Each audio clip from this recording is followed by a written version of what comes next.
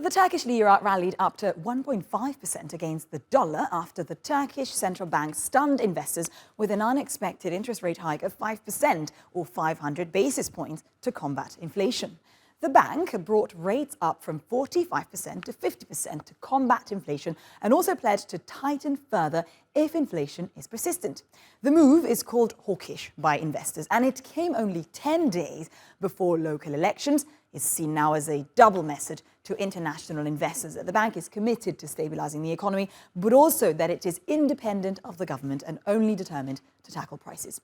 This comes off the back of a period of tightening that the bank implemented starting June last year, where it brought interest rates up from 8.5% to 45%. And now let's go to Erhan Aslanoglu. He is Vice Rector at Topkapi University here in Istanbul. Pleasure having you on the programme.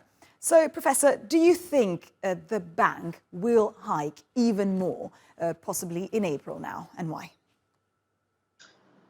Thank you very much. I think the inflationary dynamics in the last few months has been accelerated.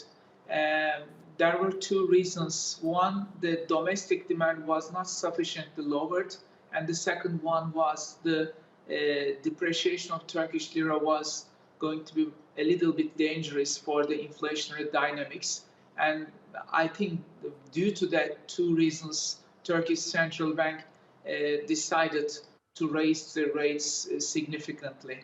In the near future, we can expect a little bit more rate hikes.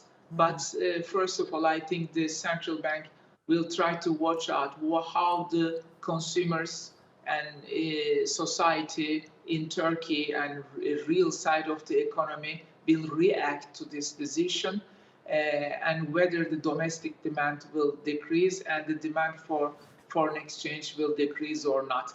But this is a very significant and very important step in terms of tightening, and I expect the outcome will be positive in terms of to anchor inflationary expectations. True, that is a very bold move. And do you still expect the country to enter a so-called disinflationary period around mid-year or not? And why? What are the fundamentals behind this? We should expect definitely a disinflationary period by the mid of the year, because first of all, there is going to be a base effect.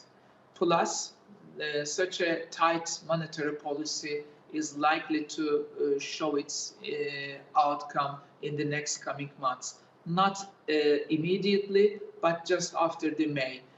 But in order to reach the target, other policy tools, basically the fiscal policy and also some structural reforms are going to be necessary to complement this tight monetary policy to get closer to the target.